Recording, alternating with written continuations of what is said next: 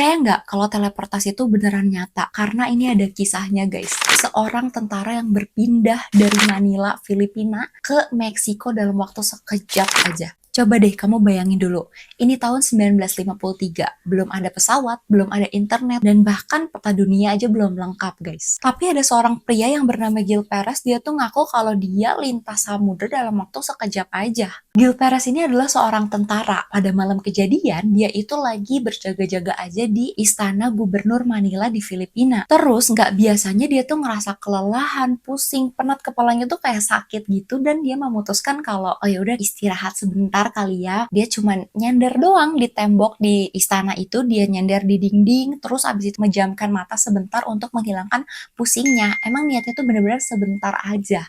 Tapi pas dia bangun dan buka mata, dia kebingungan banget karena ini tuh bukan tempat dimana dia memejamkan mata. Layoutnya semuanya bangunannya tuh beda banget. Waktu dia tanya-tanya, ternyata ini adalah Plaza Mayor di Mexico City. Kaget nggak tuh? Ribuan kilometer jauhnya dari Filipina, dan tempat itu tuh bahkan bukanlah tempat yang pernah ia kunjungi sebelumnya. Saat Gil Perez ini nanya-nanya ke orang, tapi dengan nada dan intonasi dan bahasa yang berbeda, dia tuh akhirnya disangkanya itu sebagai mata-mata. Karena dia tuh ngaku-ngaku kalau enggak kok, saya itu ada di Manila, Filipina. Saya lagi berjaga, saya ini tentara, dan malam ini adalah malam dimana gubernur Filipina itu meninggal. Dia bilang gubernurnya meninggal karena dibunuh. Dan pada malam itu, karena nggak ada akses internet, telepon, jadi Meksiko tuh emang belum tahu kalau gubernur di Manila ini tuh meninggal. Jadi akhirnya Gil Perez tuh disangka sebagai mata-mata. Karena dia dianggap pembohong, akhirnya dia ditangkap dan dipenjarakan di Mexico City. 2